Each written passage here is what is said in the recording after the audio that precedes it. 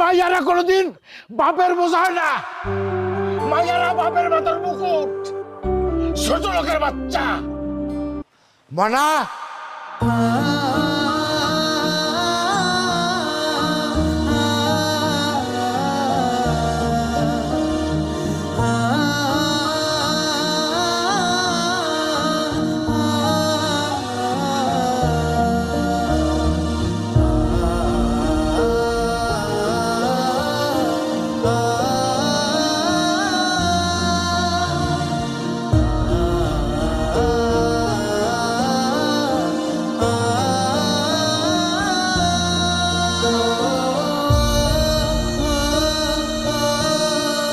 চল, তোর এই বাড়িতে থাকা লাগবো না, চল। কই লয়ে যাবেন আপনি মাইয়ারে? আপনি হুট করে এসে কইবেন আর আমরা যাইতে দিব।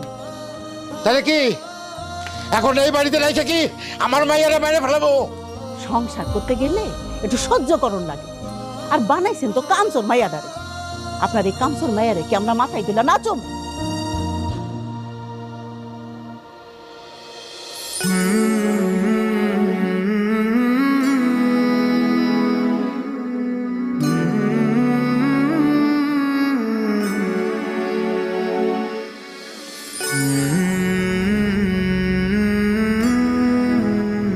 যে মাইয়া পরীক্ষায় ফেল করছে,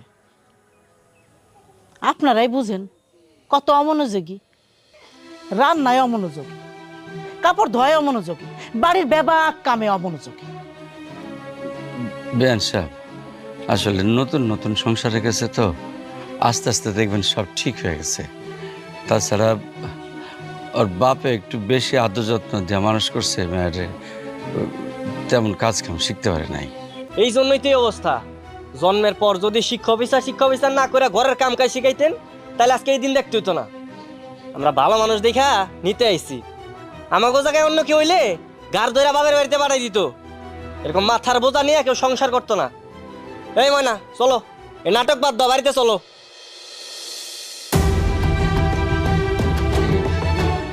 হরিম, মায়ের তাহলে যাক, সংসার করুক। ও মা, তুই যা, রেডি হলো। না, ও কোথাও যাবে না। কি করছে? আমার মেয়ে আমার কাছেই থাকবে। ও পড়াশোনা পারুক আর না পারুক, কোনো কাজ করুক আর না করুক, ও পাগল হলো আমার মেয়ে, প্রতিবন্ধী হলো আমার মেয়ে। আমার মেয়ে আমার কাছে থাকবে, আর ও কারো বুঝা না। তাহলে কি আপনি আর আপনার মায়েরা যাইতে দিবেন না? না, যাইতে দেবো না। আমার মেয়েরে আমি অনেক কষ্টে মানুষ করছি, অনেক আদর দিয়ে মানুষ করছি। আমার ফুলের মতো মাইয়ার গায়ে কোনোদিন একটা আসর লাগতে দেয় নাই। সেই মাইয়ারে তোরা গরম খুন্তি দিয়ে শেখা দিছস। আর একটা মিনিট যদি থাকস, কুমায় সবগুলো কল্লা ফেলাই দেবো। ওই আমার দাও করে, আমার দাও দে। করিম, শান্ত হ। চল পিয়াস, এত বড় অপমানি দেশে মাইয়ার অভাব নাই। এই বাইরে তোরা শুনছস কি কইছে? হ্যাঁ, আমার মাইয়া নাকি আমার মাথার বোঝা। আরে মাইয়ারা কোনোদিন বাপের বোঝা হয় না। মাইয়ারা বাপের মাথার মুকুট। ছোট লোকের বাচ্চা।